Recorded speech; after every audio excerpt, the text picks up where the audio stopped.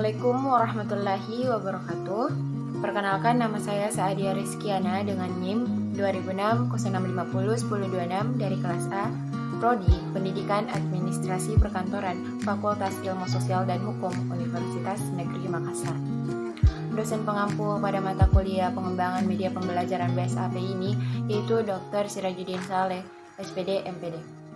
Baik, materi yang saya pilih yaitu laboratorium sebagai media pembelajaran. Kali ini tuh ada 6. Yang pertama, pengertian laboratorium. Yang kedua, fungsi dan tujuan laboratorium sebagai media. Yang ketiga, keterampilan proses yang dilakukan dalam laboratorium. Yang keempat, pentingnya laboratorium sebagai media pembelajaran.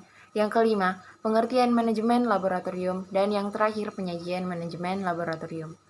Langsung saja kita ke pembahasan yang pertama, yaitu pengertian laboratorium. Laboratorium adalah suatu tempat di mana dilakukan kegiatan percobaan, pengukuran, penelitian atau riset ilmiah yang berhubungan dengan ilmu-ilmu sains seperti kimia, fisika, biologi, bahasa, dan ilmu-ilmu lainnya. Nah,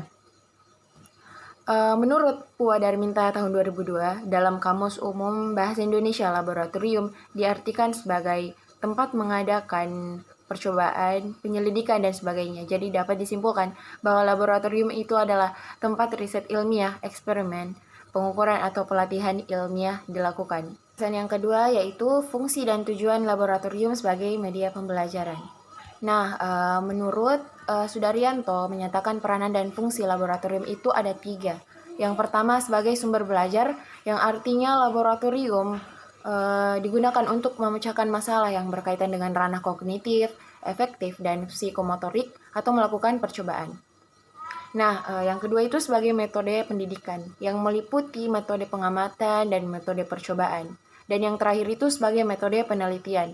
Yang dimaksud sini yaitu tempat yang dilakukannya sebagai berbagai penelitian sehingga berbentuk pribadi peserta didik yang bersikap ilmiah. Nah, adapun tujuan penggunaan laboratorium itu bagi peserta didik. Yang pertama, mengembangkan keterampilan, pengamatan, pencatatan data, penggunaan alat, dan pembuatan alat sederhana.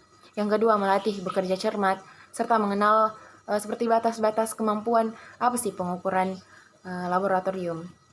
Yang ketiga, melatih ketelitian, mencatat, dan kejelasan melaporkan hasil percobaan. Yang keempat, melatih daya berpikir kritis, analisis melalui penafsiran eksperimen. Yang kelima, memperdalam pengetahuan. Yang keenam, mengembangkan kejujuran dan rasa tanggung jawab. Yang ketujuh, melatih, merencanakan, dan melaksanakan dan percobaan lebih lanjut dengan menggunakan bahan-bahan dan alat yang ada.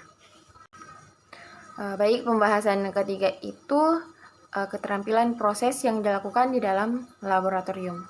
Yang pertama, mengamati.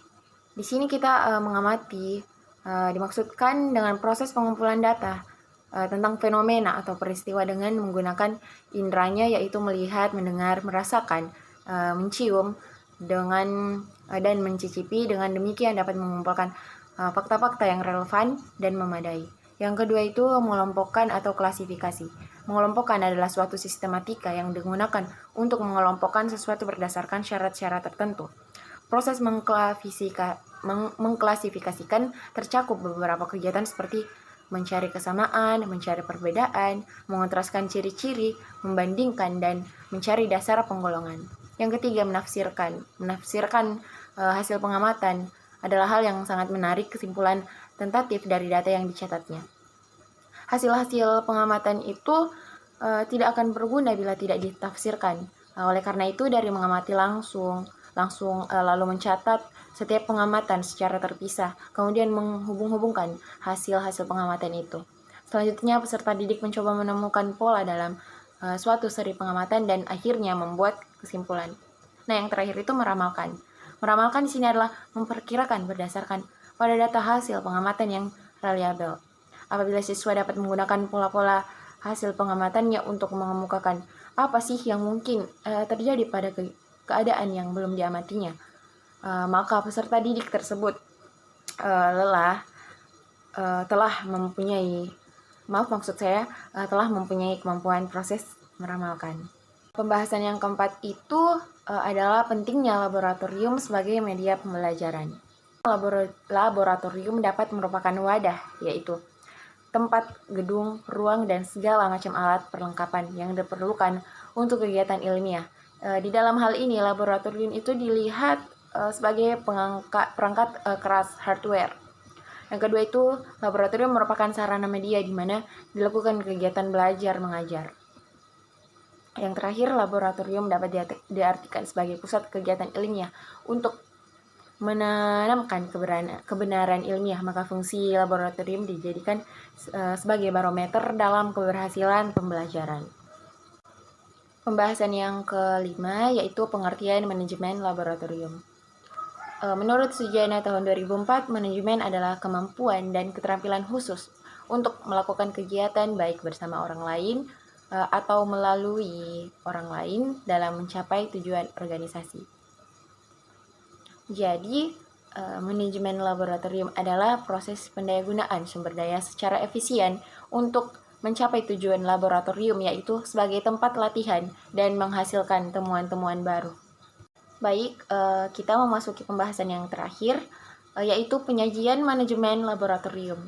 Penyajian mengenai manajemen laboratorium difokuskan pada 6 hal. Yang pertama itu perencanaan tata ruang, yang menurut Strom tahun 1979, yaitu tata ruang berakitan dengan penentuan ruang, yaitu mencakup penentuan lantai, peralatan dan perabot, gudang serta ruang instruktur dan teknisi. Yang kedua, pengendalian peralatan dan bahan. Menurut Strom tahun 1979, pengendalian peralatan dan bahan meliputi metode penyimpanan, metode distribusi, dan pengendalian pencatatan. Yang ketiga, kondisi lingkungan kerja.